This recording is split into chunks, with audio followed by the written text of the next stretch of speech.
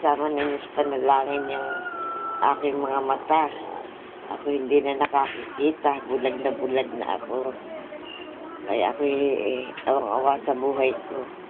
Kaya ako paging nakahiga na lang, hindi na ako makalakad. Paglakad ko, kahit pa ako ng dalawa dahil sa malabong-malabo na yung aking mga mata nga. Saka yung aking tinitip ng malaki. Hindi ko malang kung anong kadaw dito. Tanong ko sila doktor, baka ito cancer. Karoon ng doktor at pinakakabakuro sila. Dahil sa tulad nila Gabini, si Gabini lumalaki yan.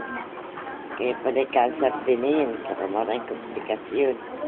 Kaya ako'y kasama niyo sa panalangin na sana baligtasan ko ang mga karamdamang ito. Sige.